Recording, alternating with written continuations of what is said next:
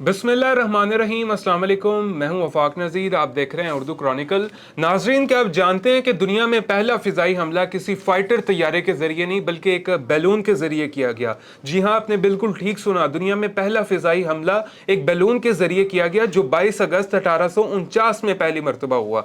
Balloon को जहरीली gas और बारूद से भरकर बम बना के वीनस के शहर पर आग बरसाने का मंसूबा ऑस्ट्रिया की हुकूमत ने बनाया।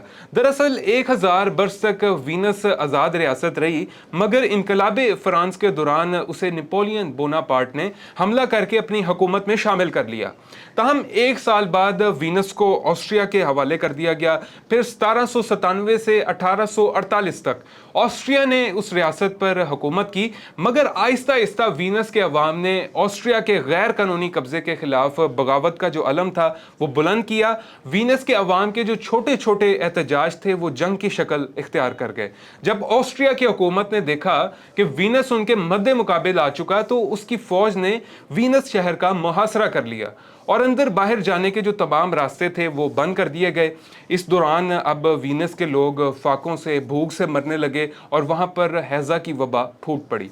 तमाम मसाइल के बावजूद भी वीनस के अवाम ने ऑस्ट्रिया के सामने हथियार ना डाले तो ऑस्ट्रिया की फौज ने गुब्बारों को बम बनाकर उसमें टाइम फ्यूज लगा के वीनस शहर पर छोड़ दिया ताकि बारूद फटने की वजह से वीनस के शहरी मर जाएं।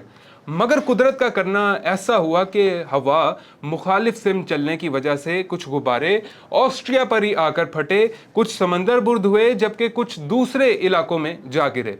वीनस शहर पर छोड़े गए बैलून बम्स की जो तादाद थी वो तकरीबन 200 के करीब थी, जिसमें मोहिस एक ही गुब्बारा सिर्फ वीनस शहर के ऊपर फटने में कामयाब हुआ।